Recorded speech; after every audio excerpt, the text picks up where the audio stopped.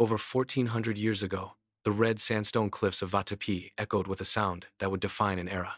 The rhythmic strike of iron chisels against ancient rock. From these rugged, sun-drenched hills, the Badami Chalukyas emerged.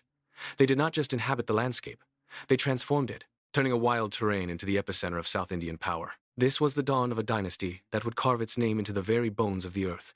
As the dust settled from the first excavations, a kingdom began to breathe, fueled by ambition and the raw strength of the stone that surrounded them. Kirtivarman I ascended the throne with a vision that extended far beyond the valley walls. He immediately turned his gaze outward, seeking to secure the borders of his burgeoning realm. He marched his disciplined battalions across the frontiers, dismantling rival strongholds with relentless precision. One by one, the neighboring territories fell, and Kirtivarman returned to Badami with chests overflowing with tribute.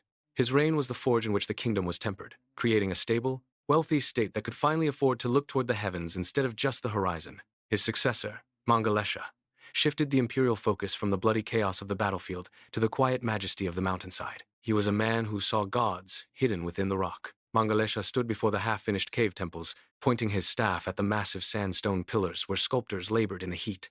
Under his watchful eye, the barren, silent rock faces began to blossom. Intricate shrines dedicated to the divine emerged from the cliffs, proving that the Chalukyas were masters of the spirit as much as they were masters of the sword. But every empire faces its darkest hour. When the shadows of invasion threatened to erase their progress, Vikramaditya I took the reins of destiny. He mounted his white charger and gathered his scattered, weary legions for a final stand. In a series of swift and decisive campaigns, he reclaimed every inch of lost territory.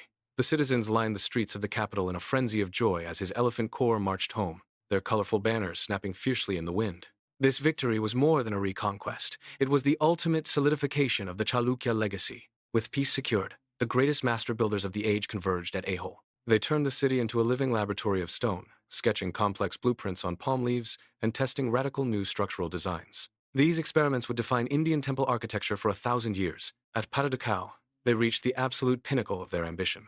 Amidst the hypnotic chanting of priests and the thunderous beating of drums, kings were crowned within temples that rose like mountains of stone toward the sky. Today, these carvings in Badami and the majestic spires of Pattadakal remain as silent witnesses.